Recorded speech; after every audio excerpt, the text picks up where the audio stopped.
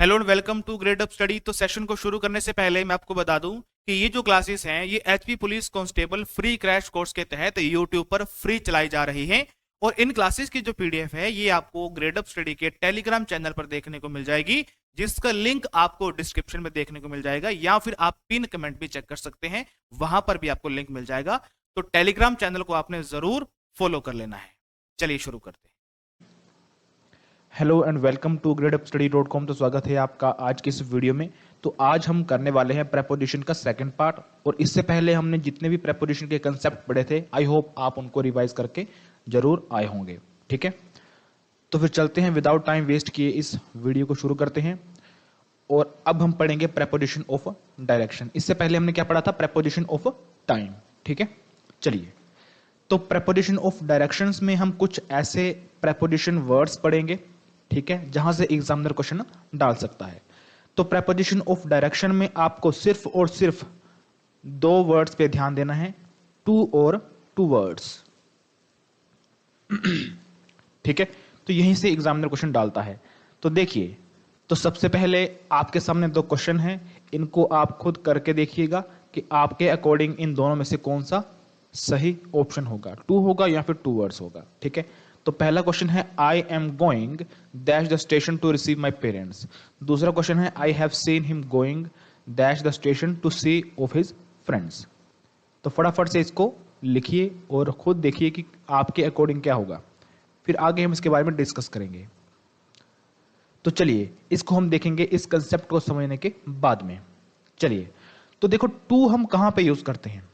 तो टू हम वहां पे यूज करते हैं जहां पर आपको डेस्टिनेशन के बारे में बताया गया होगा। ठीक है, डिनोट्स डेस्टिनेशन। अब डेस्टिनेशन क्या होता है? देखिए, अगर मैं बोलूं मैं धर्मशाला जा रहा हूं, तो धर्मशाला क्या है? मेरी डेस्टिनेशन है, जहां पर मुझे पहुंचना है। ठीक है, जहां पर मुझे पहुंचना है, तो उसको हम बोलेंगे डेस्टिनेशन। तो जहां पर आपको डेस्टिनेशन गिवन हो वहां पर आपको टू प्रेपोजिशन का यूज करना है। ठीक है, और टू वर्ड्स आपको कहां पे यूज करना है? जहां पे आपको डायरेक्शन दी गई हो। डायरेक्शन यानी कि जहां पर आपको डायरेक्शन बतानी हो कि मैं धर्मशाला की तरफ जा रहा हूं। ठीक है, मैं धर्मशाला जा रहा हूं, ये मेरी डेस्टिनेशन हो गई। मैं धर्मशाला की तरफ जा रहा हूं, ये मेरी डायरेक्शन हो गई। तो जहां पर आपको डेस्टिनेशन शो करवानी है कि मुझे धर्मशाला ही जाना है, तो वहां पर आपको टू प्रेपोजिशन का यूज करना है। लेकिन जहां पर आपको डायरेक्शन शो करवानी है कि मुझे धर्मशाला की तरफ जाना है, चाहे आप धर्मशाला से होके कांगड़ा चले जाओ, लेकिन जहां पर आप डायरेक्शन को शो करवाओगे तो वहां पर आपको टू वर्ड्स प्रेपोजिशन का यूज करना है। समझ गए? अब आपको इन क्वेश्चंस का आंसर देना है। आई एम गोइंग टू या फिर towards the station to receive my parents. अब मुझे अपने पेरेंट्स को रिसीव करना है, तो मुझे स्टेशन ही जाना है। कहां पे जाना है? मुझे स्टेशन को ही जाना है। ठीक है, तो यहां पर स्टेशन आपके पास क्या है? आपकी डेस्टिनेशन है, जहां पर आपको अपने पेरेंट्स को रिसीव करना है। ठीक है, तो यहां पर टू प्रेपोजिशन का यूज होगा। क्लियर है? आगे चले, तो नेक्स्ट क्वेश्चन है I have seen him going to या फिर towards the station to see off his friends. अब आगे क्या लिखा हुआ है? To see off his friends. अब सी ऑफ का मतलब क्या होता है? सी ऑफ का मतलब होता है आपको टाटा बाय बाय करना है।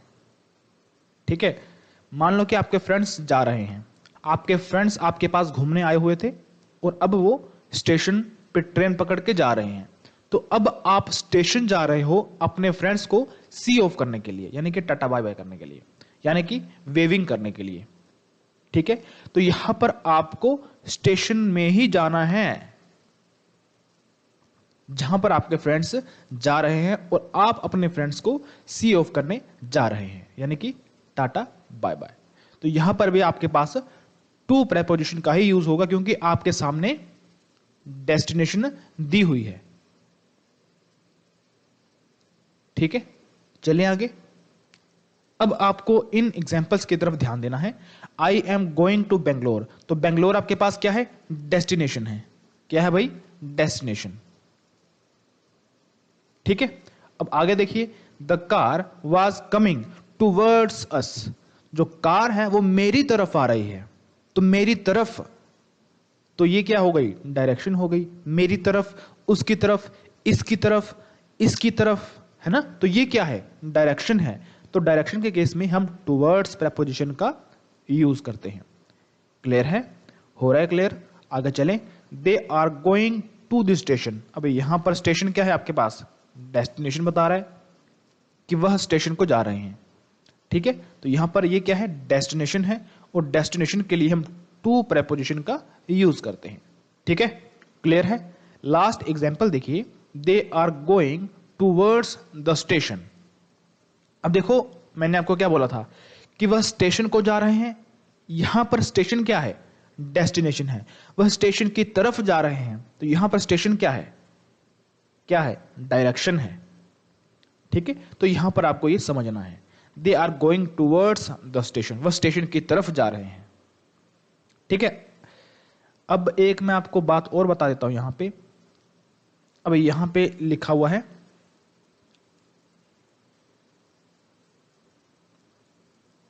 यहां पे आपको ध्यान देना है।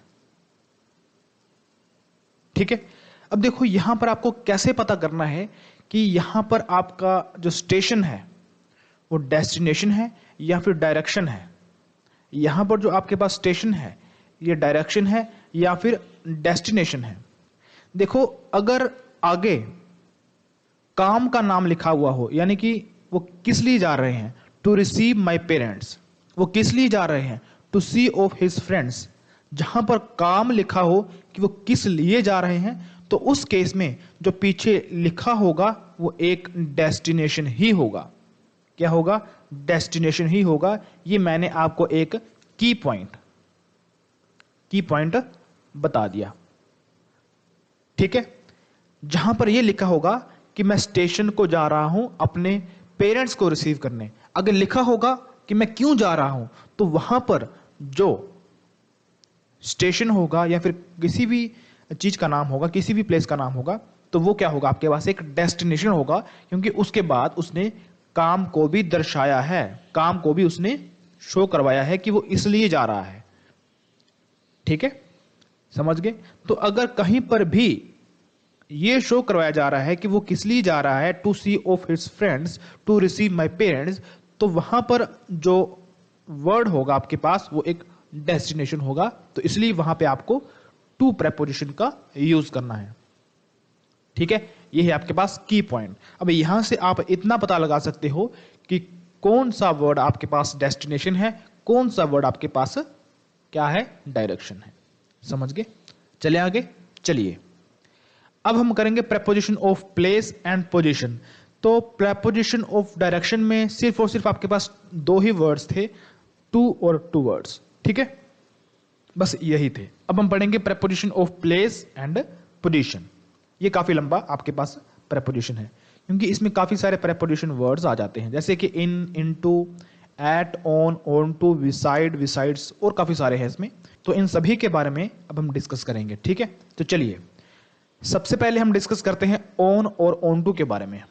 ठीक है, कहां पे आपका ऑन प्रेपोजिशन यूज होगा, कहां पे आपका ऑन टू प्रेपोजिशन होगा, साथ साथ में हम इनको कंपेयर भी कर लेंगे, क्योंकि काफी सारे जो स्टूडेंट होते हैं वो ऑन और ऑन टू में ही कंफ्यूज हो जाते हैं। ठीक है, तो इसलिए हम इनको कंपेयर करके पढ़ेंगे, ताकि एक तो ये दोनों क्लियर हो जाए कि ऑन का मतलब क्या होता है, ऑन टू का मतलब क्या होता है, और साथ साथ में आपको इनका यूज भी पता चल जाएगा। ठीक है, चलिए देखिए, तो ऑन का मतलब क्या होता है, अगर हम सिंपल सेंस की बात करें तो ऑन का मतलब होता है पर।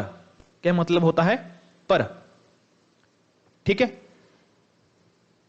और ऑन टू का मतलब भी पर होता है, लेकिन यहां पे डिफरेंस क्या है, यहां पे डिफरेंस ये है, तो जिस सब्जेक्ट की हम बात करेंगे, ठीक है, और वो हमेशा नाउन ही होगा या फिर वो प्रोनाउन भी हो सकता है। ठीक है, तो अगर वो सब्जेक्ट स्टेशनरी पोजीशन पे है, कहां पे, स्टेशनरी पोजीशन पे है। स्टेशनरी पोजीशन मतलब रुका हुआ है। ठीक है, रुका हुआ है, एट रेस्ट पोजीशन हम इसको बोल सकते हैं, एट रेस्ट पोजीशन। तो उस केस में आपको पर की सेंस के लिए ओन का यूज करना है। ठीक है, एग्जाम्पल हम पढ़ेंगे। और अगर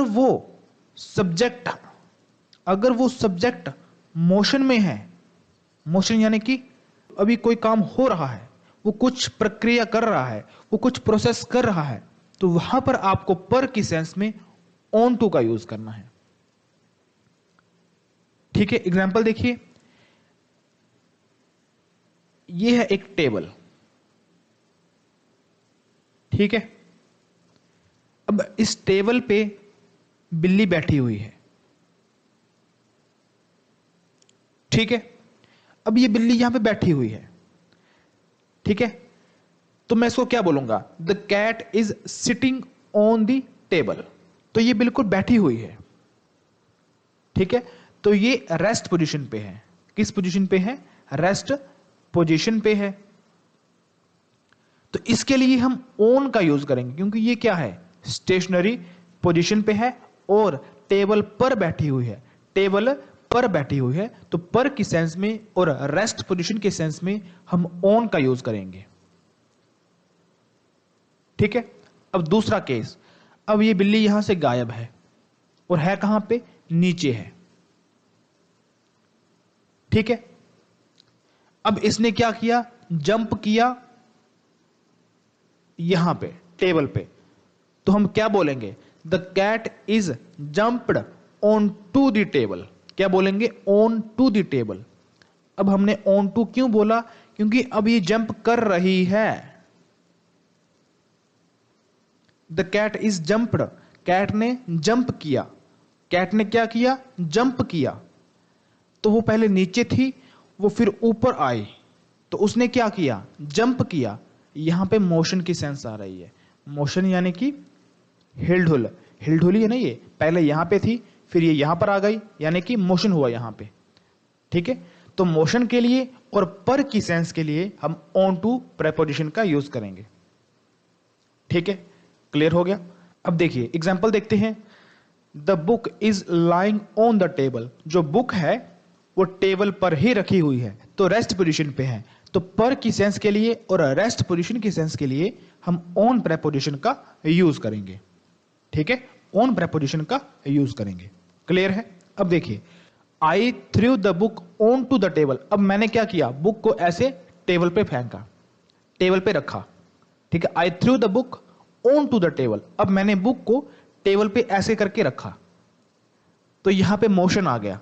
मैं ऐसे रख रहा हूं, तो क्या हुआ, मोशन पे आ गया। तो I threw the book on to the table. तो जब आपका सब्जेक्ट मोशन पे होगा और पर की सेंस के लिए हम ऑन टू का यूज करेंगे, क्योंकि यहां पर सेंस पर की ही बन रही है। On the table, on to the table, table पर, तो यहां पर की ही सेंस बन रही है। ठीक है, समझ गए। लास्ट थर्ड एग्जांपल देखिए, the cat is sitting on the car. अब देखो यहां पे कार है। ठीक है, तो कैट ने क्या किया, सॉरी यहां पे कैट ऑलरेडी कार पे बैठी हुई है, तो वो ऑलरेडी कार पे बैठी हुई है। ठीक है, तो उसके लिए हम ऑन प्रेपोजिशन का यूज करेंगे। ठीक है, आगे चलिए। The cat is jumped on to the car. Cat ने कार पे जंप किया, तो वो मोशन पे आ गई। तो मोशन के लिए, पर की सेंस के लिए हम ऑन टू का यूज करेंगे।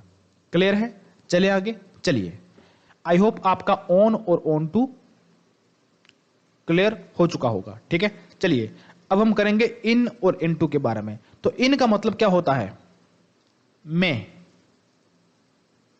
में या फिर अंदर। जैसे ऑन का मतलब क्या था, ऑन का मतलब था पर। ऑन टू का मतलब क्या था, पर। ठीक है, यहां पे एक कंसेप्ट और है कि on two is equal two upon. Upon का मतलब भी आपके पास ऑन टू ही होता है। तो जहां पर आपने ऑन टू लगाया है वहां पर आप अपॉन भी लगा सकते हो। ठीक है, इसको भी आपने ध्यान रखना है। तो ऑन टू का मतलब भी पर था, ऑन का मतलब भी पर था।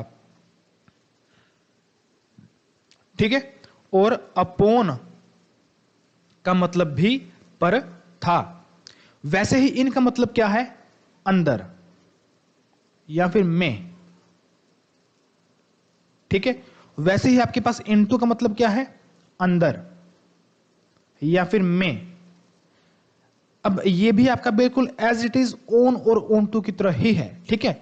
एट स्टेशनरी के लिए और अंदर की सेंस के लिए हम इन का यूज करेंगे, और अंदर की सेंस के लिए लेकिन मोशन के लिए हम इनटू का यूज करेंगे, ठीक है। यहां पे देखिए सेम है, यहां पे स्टेशनरी पोजीशन और मोशन के लिए, लेकिन सेंस किसकी आएगी, अंदर, में, अंदर की सेंस आएगी, यानी कि में अंदर की सेंस आएगी, ठीक है।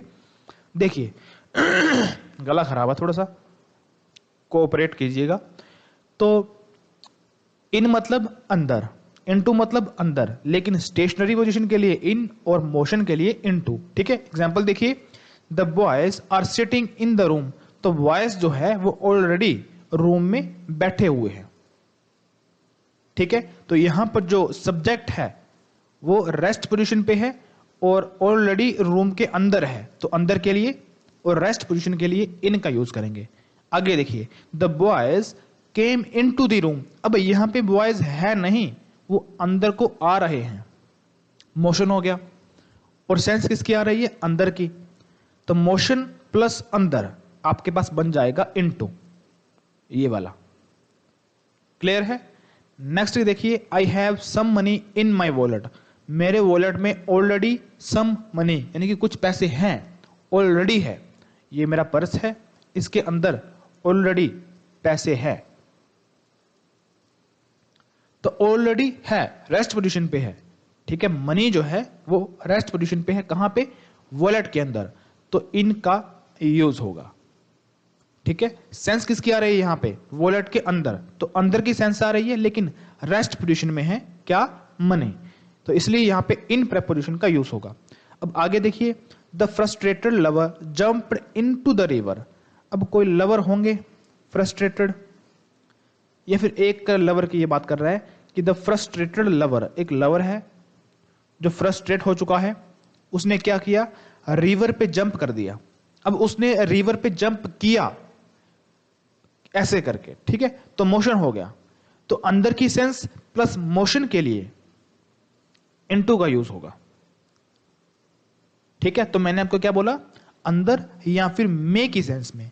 अब यहां पे किसकी सेंस बन रही है, उसने रिवर में जंप किया, तो यहां पे मे की सेंस बन रही है, तो मे या फिर अंदर, तो दोनों की सेंस के लिए हम इन और इनटू का यूज करेंगे। डिपेंड करेगा कि जो सब्जेक्ट है वो रेस्ट पोजीशन पे है या फिर मोशन में है। क्लियर है। तो on, on to, in, into, in दोनों को आप कंपेयर करके पढ़िएगा। अब देखिए, नेक्स्ट आपको कुछ बातों का ध्यान रखना है। कुछ वर्ड्स ऐसे होते हैं जो खुद किन्हीं दो वर्ड्स को जोड़ के बने होते हैं, ठीक है।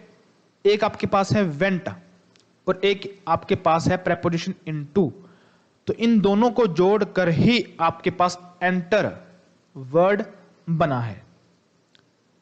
तो एंटर वर्ड आपका ऑलरेडी किसी प्रेपोजिशन का यूज करके बना हुआ है, तो इस वर्ड के साथ फिर दोबारा अगेन प्रेपोजिशन नहीं होगा।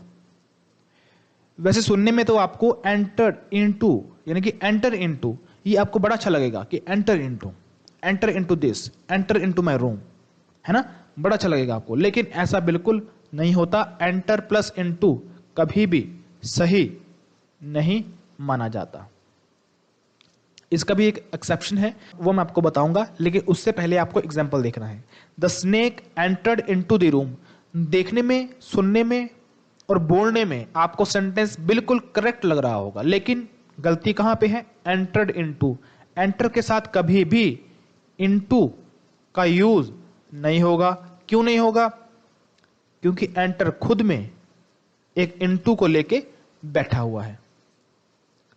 समझ गए, क्लियर है। अब एक्सेप्शन क्या है यहां पे, अब यहां पे रूम क्या है, एक विजिबल चीज है जिसको हम देख सकते हैं। रूम क्या है, एक विजिबल चीज है, ठीक है। तो विजिबल चीज के लिए हम एंटर के साथ इनटू का यूज नहीं करेंगे, लेकिन जब कोई नॉन विजिबल चीज होगी, जैसे कि एग्रीमेंट, जैसे कि रिलेशनशिप, ठीक है, तो ये क्या है, रिलेशनशिप, इसको आप देख ही नहीं सकते। एग्रीमेंट, इसको आप देख ही नहीं सकते। तो तो जब आपको किसी एग्रीमेंट में एंटर करना है, जब आपको किसी रिलेशनशिप में एंटर करना है, तो वहां पर आप एंटर के साथ इनटू का यूज कर सकते हैं। क्लियर है? एंटर प्लस इनटू अगर विजुअल मोशन होगा तब आपको नहीं लगाना है, लेकिन जब नॉन विजुअल मोशन होगा तब आप एंटर के साथ इनटू लगा सकते हैं। अब यहां पे रूम क्या है? एक विजुअल चीज है जिसको हम देख सकते हैं, तो इसके साथ एंटर के साथ इनटू का यूज नहीं होगा। अब यहां पे क्या है? I entered into an agreement. अब यहां पे क्या है? एग्रीमेंट। तो एग्रीमेंट एक नॉन विजिबल चीज है, तो अगर आपको किसी एग्रीमेंट में एंटर करना है तो वहां पर आप एंटर के साथ इनटू का यूज कर सकते हैं। वैसे ही they entered into a relationship, तो रिलेशनशिप भी क्या है आपके पास? एक नॉन विजिबल चीज है, तो अगर आपको इसमें भी एंटर करना है तो आप इनटू का यूज कर सकते हैं। ठीक है, तो इस एक्सेप्शन को आपने ध्यान रखना है। आगे चले तो अब आपके सामने कुछ क्वेश्चंस होंगे, इनको आपने सोल्व करना है। ध्यान दीजिए कि आपके अकॉर्डिंग इन कहां पे होगा, इनटू कहां पे होगा, एंटर्ड कहां पे होगा, क्योंकि मैंने आपको इनके बारे में भी पढ़ा दिया है, इनटू के बारे में भी और एंटर्ड के बारे में भी पढ़ा दिया है। ठीक है, चलिए वीडियो को पॉज करें, उसके बाद देखिए आपके अकॉर्डिंग कौन सा आंसर सही होगा।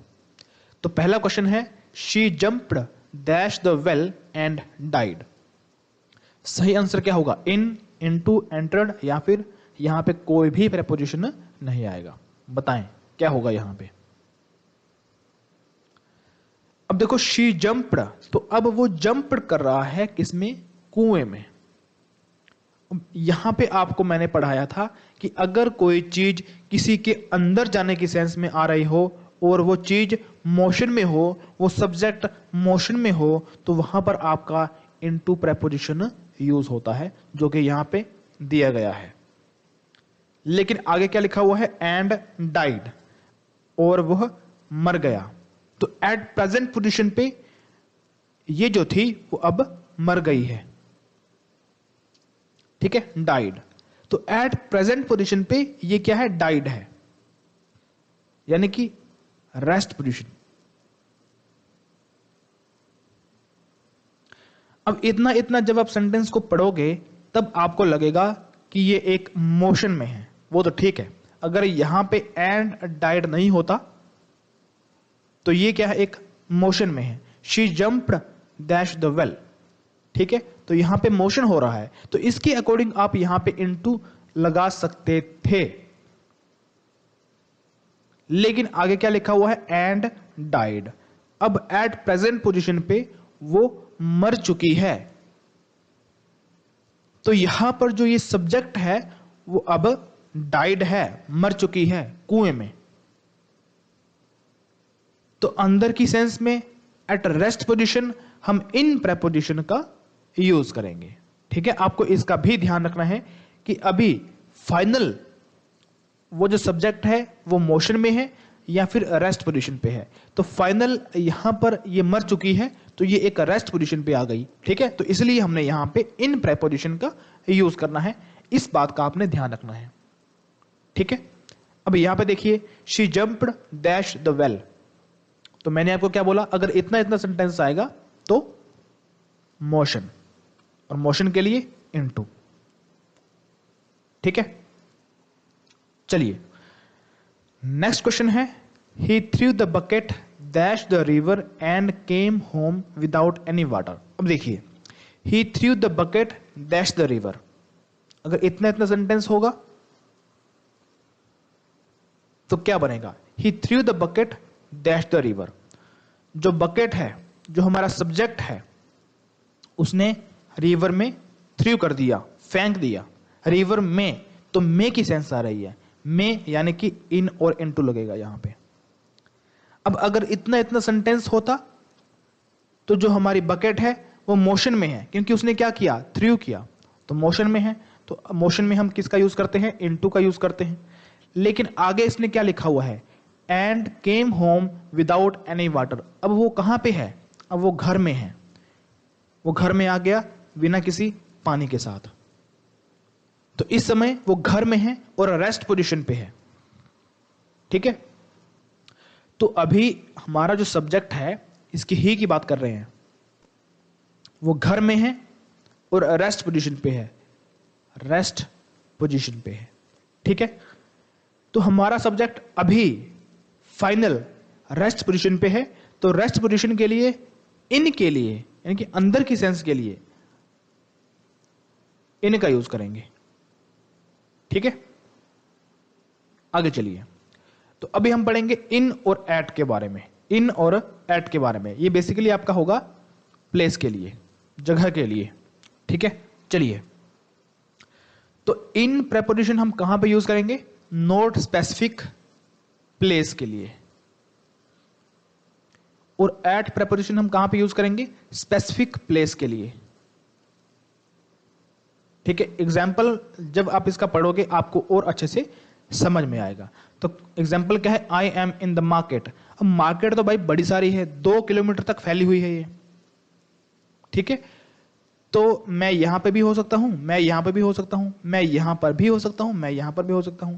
2 किलोमीटर तक ये मार्केट फैली हुई है, तो मैं किसी भी जगह हो सकता हूं। मैं यहां पे नाई की दुकान में हो सकता हूं, मैं यहां पे शूज की दुकान में हो सकता हूं, मैं यहां पे कपड़ों की दुकान में हो सकता हूं, मैं यहां पे स्वीट की दुकान में भी हो सकता हूं। ठीक है, तो मैं कहीं भी हो सकता हूं। तो जो प्लेस है वो स्पेसिफिक नहीं है। तो जो प्लेस आपका स्पेसिफिक नहीं है वहां पर आपको इन प्रेपोजिशन का यूज करना है, जो कि यहां पे किया हुआ है। क्लियर है? नेक्स्ट एग्जाम्पल पढ़िए। I am in the market at your friend shop. अब उसको मैंने बताया कि मैं आपके दोस्त की शॉप पे बैठा हुआ हूं। I am in the market at your friend shop. अब देखो इन द मार्केट, मार्केट तो भाई बड़ी पर ज्यादा है, ज्यादा है ना। कितनी लंबी, कितने एरिया में फैली हुई है? 2 किलोमीटर की एरिया में फैली हुई है। तो मार्केट कोई स्पेसिफिक प्लेस नहीं है, लेकिन आपके फ्रेंड की शॉप में यानी कि इसी शॉप में बैठा हुआ हूं, तो ये आपके पास एक स्पेसिफिक प्लेस है। तो इसके लिए हम एड का यूज करेंगे, ये देखिए। लेकिन मार्केट आपके पास स्पेसिफिक प्लेस नहीं है, तो इसके लिए हमने इन प्रेपोजिशन का यूज करना है। ठीक है, तो इन और एट का डिफरेंस बस यही है। अगर नॉन स्पेसिफिक प्लेस होगा तो आपको इन प्रेपोजिशन का यूज करना है, और अगर स्पेसिफिक प्लेस होगा तो आपको एट प्रेपोजिशन का यूज करना है। ठीक है, क्लियर है? चलें आगे। चलिए, अब फिर से आपका टेस्ट आ गया। ठीक है, करिए। तो क्वेश्चन क्या है? She slap him dash the face. अब देखो, मैंने आपको इन के बारे में भी पढ़ा दिया, ऑन के बारे में भी, एट के बारे में भी, और अपॉन के बारे में। Upon is equal to on to, मैंने आपको बताया था। ठीक है, तो अब देखिए आपके अकॉर्डिंग कौन सा ऑप्शन सही होगा। साथ साथ में आपकी प्रैक्टिस भी हो रही है, देखिए। ठीक है, विदाउट प्रैक्टिस अगर हम बस थ्योरी पढ़ते रहेंगे तो कोई वैल्यू नहीं है उसकी। ठीक है, साथ साथ में आपको अपने आप को टेस्ट भी करना है। ठीक है, तो देखिए क्या होगा आपके अकॉर्डिंग। तो काफी सारे बच्चों ने पहला ऑप्शन यानी कि ऑन को सिलेक्ट किया होगा, है ना। अब कंसेप्ट पे आते हैं। She slap him dash the face. अब एक एग्जाम्पल देखिए। ठीक है, यह एक सुंदर सा फेस, ये है सुंदर सी आईज, जितनी मैं बना पा रहा हूं ओहो उतना आप देखिएगा। डरना मना है। ठीक है, तो ये है आपके पास एक फेस। अब ये है आपके पास एक फेस वॉश। आप बोलोगे कि सर क्या पढ़ा रहे हो, लेकिन लिंक देखिएगा कि मैं इसको किस तरह से लिंक करूंगा। ठीक है, तो जब आप फेस वॉश को अपने फेस पे लगाते हो तो क्या आप सिर्फ और सिर्फ अपने गालों पे लगाते हो ऐसे करके? नहीं ना, आप पूरा यहां से लेके ऐसे ऐसे करके आंखों पर, यहां से लेके शायद अच्छी तरह से ऐसे ऐसे करके ऐसे करते हो ना। कहां पे क्या है ना, ऐसे करते हो ना। तो जब आप अपने फेस वॉश को अपने फेस पे लगाते हो तो फेस पर लगाना है ना, तो आपका फेस क्या होगा? यहाँ से लेके आपकी आईज, आपका नोज, ये सब कुछ इंक्लूड हो जाता है, इतना इतना सब कुछ। तो इसी को हम क्या बोलते हैं? फेस। बिल्कुल सही बोला आपने। तो आप इस फेस वॉश को अपने पूरे फेस पे लगा देते हो, आंखें बंद करके, आंखों पे, नाकों के साइड साइड पे, और यहाँ पे भी, नीचे भी, यानी कि पूरे इतने इतने एरिया पे आप क्या लगाते हो? फेस वॉश को लगा देते हो। ठीक है।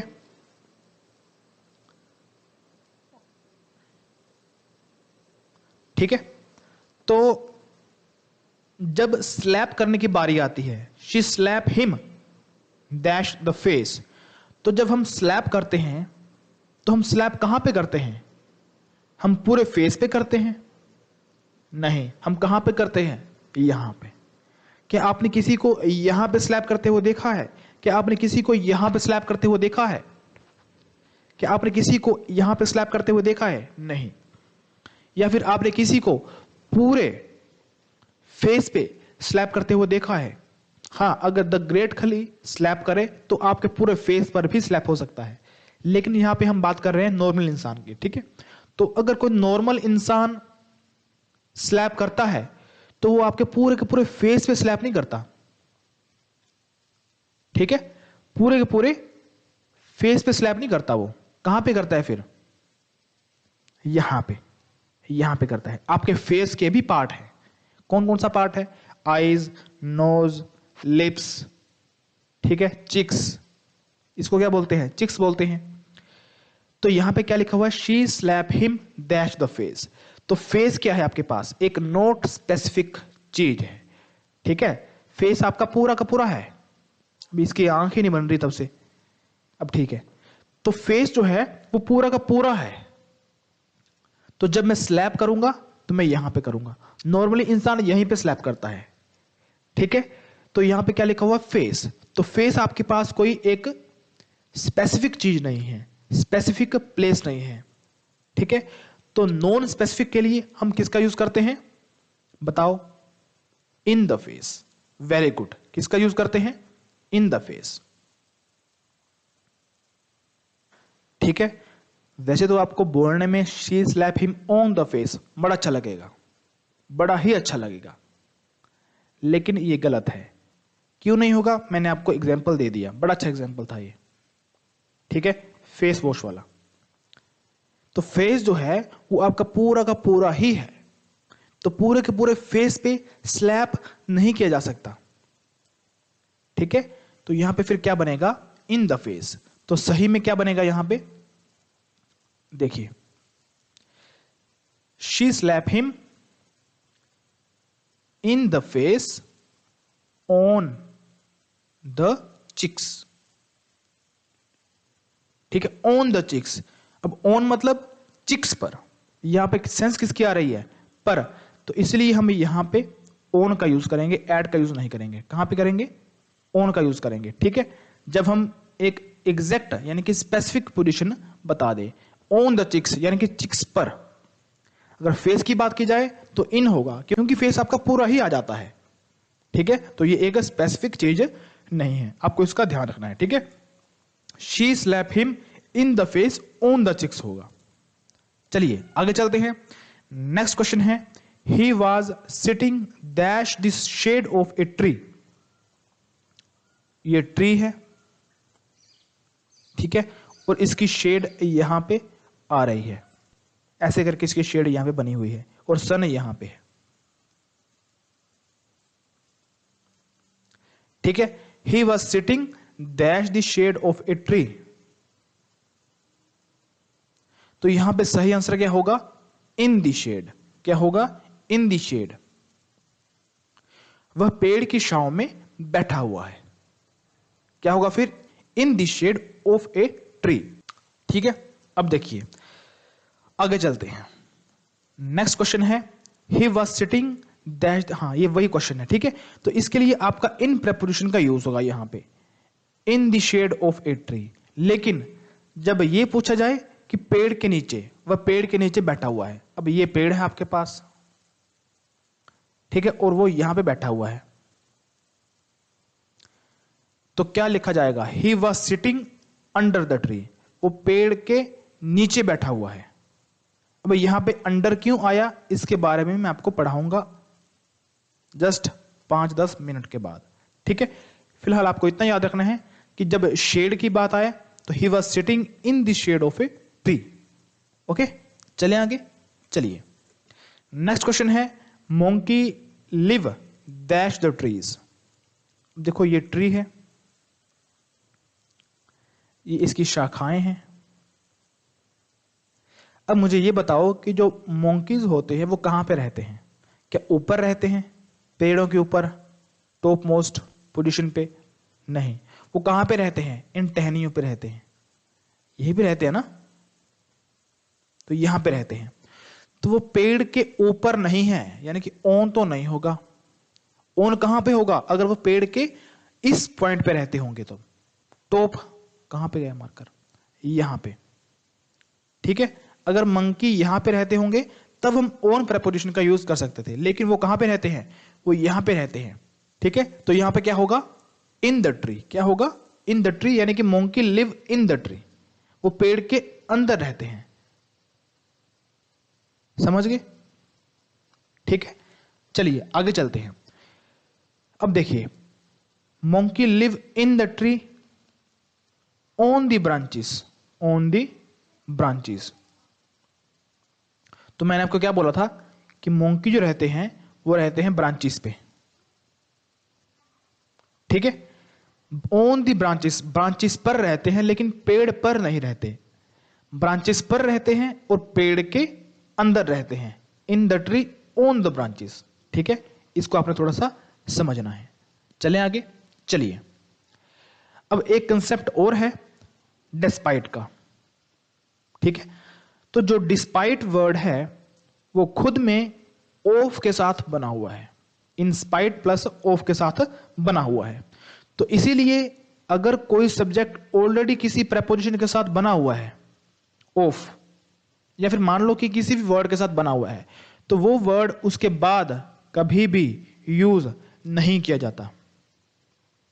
समझ गए?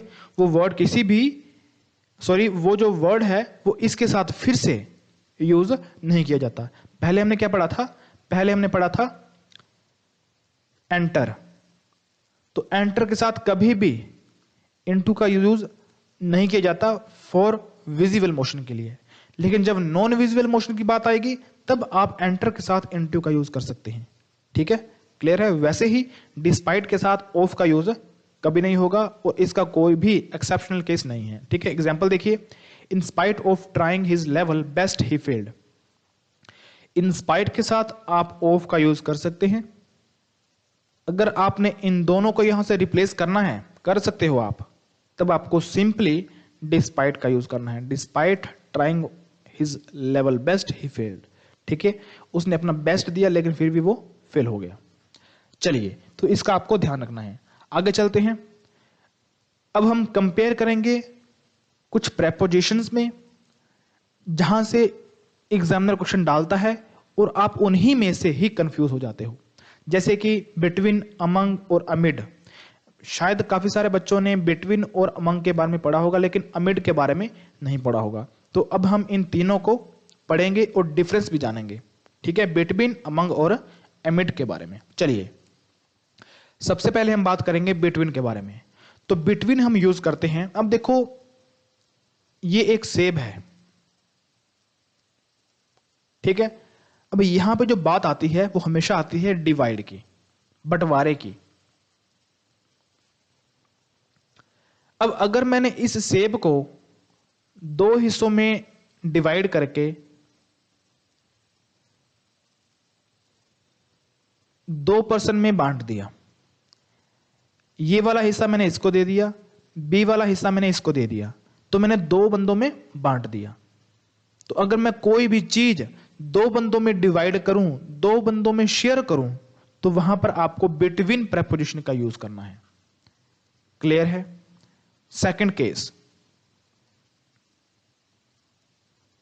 अगर मैं इसी सेब के तीन हिस्से कर दूं, ए बी सी, ए हिस्सा, बी हिस्सा, सी हिस्सा, और ए हिस्सा मैं दे दूं इसको, बी हिस्सा मैं दे दूं इसको और सी हिस्सा मैं दे दूं इसको। तो यहां पे मैंने क्या किया, मैंने डिवाइड किया, मैंने शेयर किया 3 बंदों में।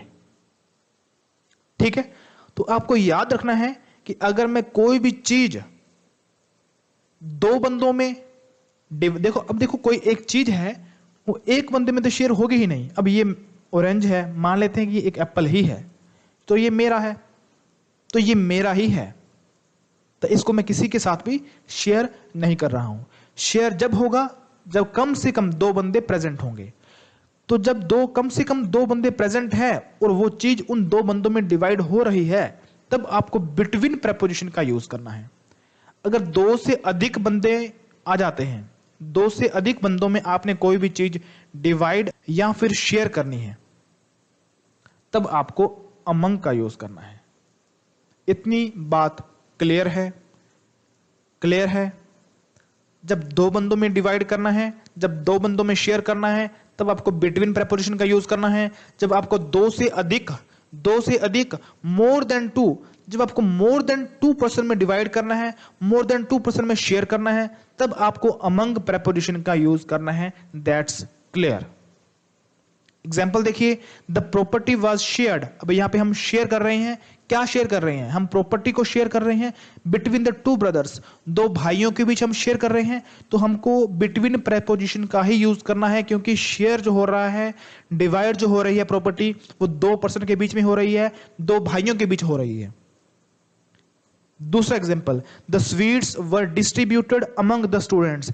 मेरे सामने 10 बच्चे बैठे हुए हैं, एक स्वीट का डब्बा आ गया, मान लेते हैं कि ये एक स्वीट का डब्बा है, मुझे इसके अंदर जो स्वीट जो है वो मुझे बांटनी है अपने बच्चों में। तो बच्चे क्या है, 2 से तो ज्यादा ही है ना। तो इस स्वीट को मैं डिवाइड कर रहा हूं, इस स्वीट को मैं शेयर कर रहा हूं 2 से अधिक बंदों के बीच में, 2 से अधिक स्टूडेंट्स के बीच में। तो वहां पे आपको अमंग प्रेपोजिशन का यूज करना है। तो the sweets were distributed among the students. Clear है? बताओ क्लियर है? हो जाएगा। अब एक एक्सेप्शनल केस है बिटवीन के बीच में, उसकी तरफ थोड़ा सा आपको ध्यान देना है। एक्सेप्शनल केस क्या है ये देखिए। अब जहां पे एक्सेप्शन आ जाता है, वहां पे एग्जामिनर को एक क्लू मिल जाता है अपने स्टूडेंट्स को, जो कैंडिडेट होते हैं उनको फंसाने के लिए, उनको पजल करने के लिए। ठीक है, लेकिन आपको पजल नहीं होना है, आपको साथ साथ में जो भी एक्सेप्शनल केस होंगे वो आपको देखने हैं। ठीक है, अब देखो, between can also be use for more than 2 person. अब आप बोलोगे कि सर ये क्या पंगा है, मोर देन 2 के लिए तो हम अमंग का यूज करते हैं। अगर बिटवीन ही आपका मोर देन 2 के लिए यूज हो जाता है, तो फिर अमंग का क्या काम है? बिल्कुल सही सोचा आपने। ठीक है, अब देखेंगे कि यहां पे किस वे में 2 पर्सन या फिर 2 थिंग्स की बात कर रहा है। In order to tell the reciprocal relationship, इसको आपने थोड़ा सा ध्यान देना है। ठीक है, रेसिप्रोकल रिलेशनशिप। सबसे पहले हम समझेंगे कि रेसिप्रोकल रिलेशनशिप होती क्या है। अब देखिए, मुझे थोड़ा सा स्पेस चाहिए, यहां पे हम बात करते हैं। ठीक है, रेसिप्रोकल रिलेशनशिप। अब देखिए, ये है इंडिया टीम। ठीक है, इंडिया टीम के पर्सन है ये। मैं फिलहाल 5 पर्सन ही लेता हूं यहां पे, और ये है पाकिस्तान की टीम। ठीक है, क्रिकेट टीम। अब आपने देखा होगा कि जब प्लेयर्स खेलने जाते हैं तो आपस में क्या करते हैं? हैंडशेक करते हैं। आपस में क्या करते हैं? हैंडशेक। हैंडशेक। ठीक है, तो अब मुझे आप बताओ कि जब हम हैंडशेक करते हैं तो एट प्रेजेंट, यानी कि प्रेजेंट मतलब एक बार में सिर्फ और सिर्फ 2 पर्सन ही आपस में हैंडशेक करते हैं। 2 पर्सन ही करते हैं। अब ये जो पर्सन होगा पहले इसके साथ करेगा, फिर इसके साथ करेगा, फिर इसके साथ, फिर इसके साथ करेगा, फिर इसके साथ करेगा, फिर इसके साथ करेगा। वैसे ही फिर ये जो पर्सन है इसके साथ करेगा, इसके साथ, इसके साथ, इसके साथ, इसके साथ। यानी कि एट वन टाइम, एक समय में सिर्फ और सिर्फ 2 पर्सन ही हैंडशेक कर सकते हैं। नॉर्मल वे में, ठीक है। तो इसको हम बोलते हैं रेसिप्रोकल। पहले इसके साथ, फिर इसके साथ, फिर इसके साथ। तो यहां पर ये रेसिप्रोकल हो रहा है। रेसिप्रोकल मतलब पहले ये करेगा इसके साथ, फिर ये करेगा इसके साथ, फिर ये करेगा इसके साथ। इसको हम बोलेंगे रेसिप्रोकल, ठीक है। एक एग्जांपल तो ये है। दूसरा एग्जांपल मैं आपको दूं, देखिए ये है इंडिया, ये है चाइना, ये है रशिया, ठीक है।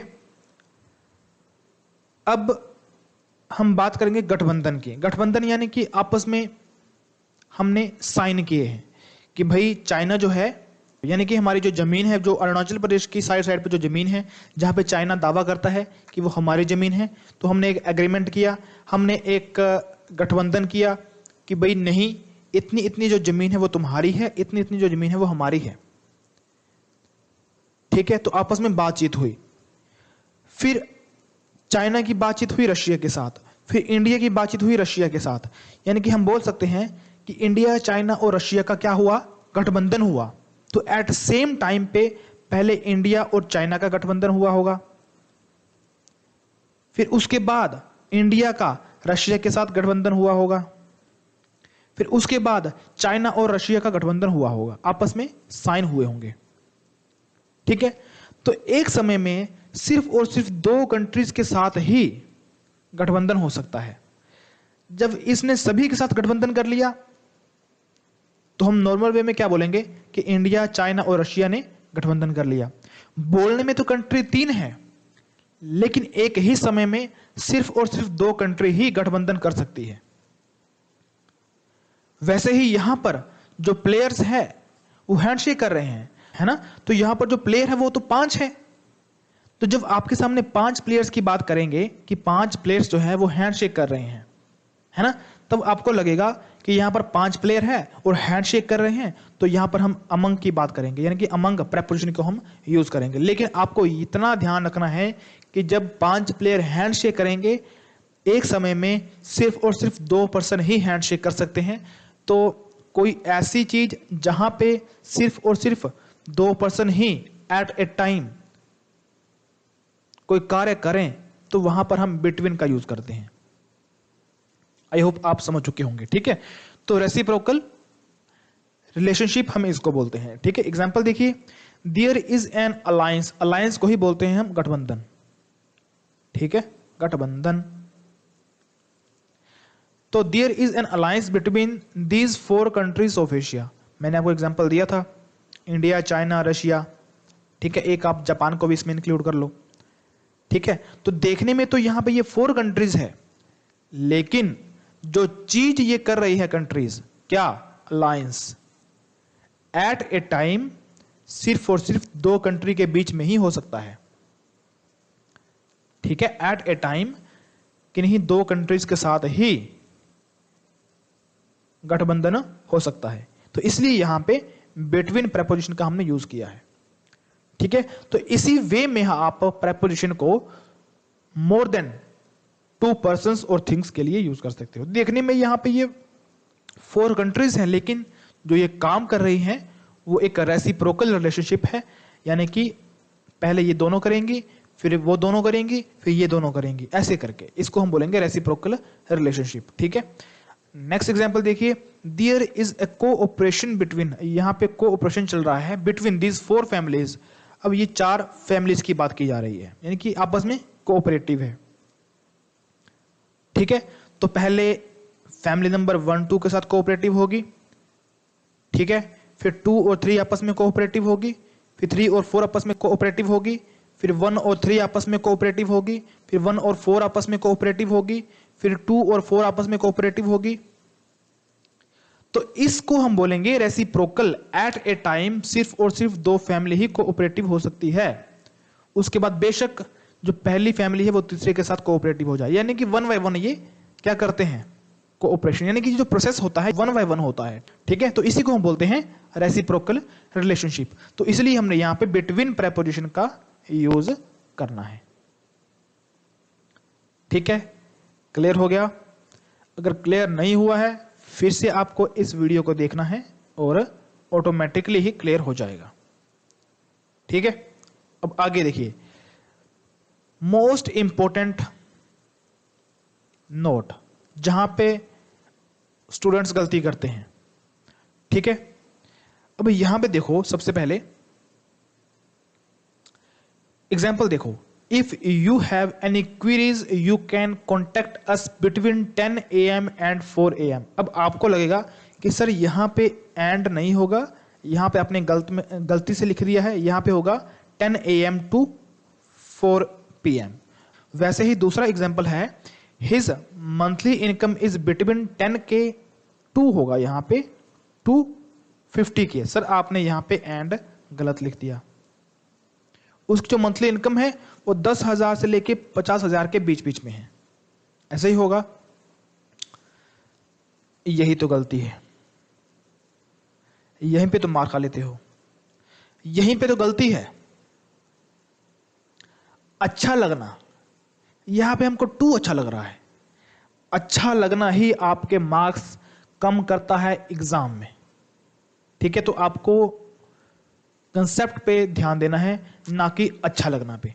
ठीक है, तो बिटवीन के साथ हमेशा एंड कंजंक्शन का यूज होगा, और नेक्स्ट जो हमारा टॉपिक है वो कंजंक्शंस पे ही बेस्ड है। ठीक है, नेक्स्ट जो हम टॉपिक करेंगे प्रेपोजिशन के बाद वो हम करेंगे कंजंक्शंस पे। ठीक है, तो बिटवीन के साथ अगर आपके सेंटेंस में बिटवीन का यूज किया गया है तो उसके साथ कभी भी टू का यूज नहीं किया जाता, हमेशा उसके साथ एंड लगता है। बेशक आपको बोलने में, दिखने में, सुनने में ठीक नहीं लग रहा होगा, लेकिन एंड यहां पे फिक्स प्रेपोजिशन है जो कि बिटवीन के साथ लगती है, सॉरी फिक्स कंजंक्शन है जो कि बिटवीन के साथ लगती है। ठीक है, तो क्या बनेगा, if you have any queries you can contact us between 10 AM and 4 PM।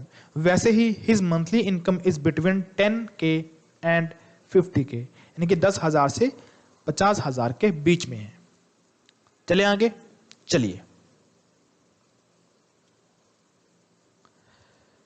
अब हम बात करेंगे अमिड के बारे में, जो कि काफी सारे स्टूडेंट्स के लिए एक नया कंसेप्ट है, यानी कि नई प्रेपोजिशन है। तो देखो अमिड क्या होता है। जब हमने बात की बिटवीन के लिए, जब हमने बात की अमंग के लिए, तो वहां पे हमने क्या बोला था, 2% के लिए हम बिटवीन का यूज करेंगे, 2 से ज्यादा के लिए हम अमंग का यूज करेंगे। यानी कि यहां पे ये काउंटेबल है, 2 के लिए बिटवीन, 2 से अधिक के लिए अमंग। लेकिन जब हमने कोई भी चीज अनकाउंटेबल चीजों में डिवाइड करनी हो, या अनकाउंटेबल चीजों में हमने कोई चीज पिक करनी हो, तो वहां पे आपको अमिड प्रेपोजिशन का यूज करना है। That's clear? तो यहां पे अनकाउंटेबल नाउन आपको ध्यान रखना है, यहां पे जो नाउन होगा वो अनकाउंटेबल होगा। एग्जाम्पल देखो और अच्छे से समझ में आएगा। तो पहला एग्जांपल है, I found a gold ring amid the heap. Heap होता है ढेर, क्या होता है, ढेर। अब ढेर ऐसे लिखते हैं या फिर ऐसे लिखते हैं, ऐसे लिखते हैं। ठीक है, तो गार्बेज, कूड़े के ढेर से मुझे क्या मिली, एक गोल्ड रिंग। अब कूड़े का ढेर है, कूड़े का ढेर है ये। अब आप इस गार्बेज को काउंट तो कर ही नहीं सकते। अब इस कूड़े के ढेर से आपको एक रिंग मिल गई 24 कैरेट की, मालो माल हो गए। ठीक है, तो यहां पर जो ढेर है गार्बेज का, ये तो एक अनकाउंटेबल नाउन हुआ। भाई यहां से आपको एक गोल्ड रिंग मिली, तो अनकाउंटेबल चीजों में आपको एक काउंटेबल चीज मिली, तो वहां पर आपको अमिड प्रेपोजिशन का यूज करना है। बस इतनी सी बात है, क्लियर है, हो जाएगा। आगे देखिए, नेक्स्ट एग्जांपल है, he was brave amid dangers. वह खतरों के बीच बहादुर बना रहा। ठीक है, वह खतरों के बीच बहादुर बना रहा। तो यहां पर जो खतरों के बीच, खतरों के बीच बहादुर बना रहा, तो ये एक क्या है, एक अनकाउंटेबल। ठीक है, तो अनकाउंटेबल के लिए हम अमिड प्रेपोजिशन का यूज करते हैं। ठीक है, चलें आगे, चलिए तो अभी आपके सामने अलोंग है, फिर उसके बाद अक्रॉस होगा, फिर आपके पास है अगेंस्ट। तो काफ़ी सारे अभी आपके पास प्रेपोजिशन है। तो हम ऐसे करते हैं कि आज की वीडियो हम यहीं पे समाप्त करते हैं और नेक्स्ट पार्ट में हम इनको कवर करेंगे। और कुछ ऐसे भी वर्ड्स हैं जिनके साथ प्रेपोजिशन नहीं लगती है और कुछ ऐसे वर्ड्स हैं जिनके साथ फिक्स प्रेपोजिशन लगती है, तो उन सभी को हम नेक्स्ट पार्ट में डिस्कस करेंगे। तो उससे पहले मैं आपको बता दूं कि जितना भी आपने आज पढ़ा है कल आपको वो रिवाइज करके आना है, तभी आपको आगे प्रेपोजिशन कवर करना है, क्योंकि प्रेपोजिशन एक काफ़ी इंपॉर्टेंट टॉपिक है और थोड़ा लंबा भी है। ठीक है, तो जितना भी अभी आपने तक प्रेपोजिशन टॉपिक में पढ़ा है वो सभी आप रिवाइज करके आए और बाकी हम कल देखेंगे। ठीक है, तो फिर मिलते हैं नेक्स्ट वीडियो में, तब तक के लिए जय हिंद।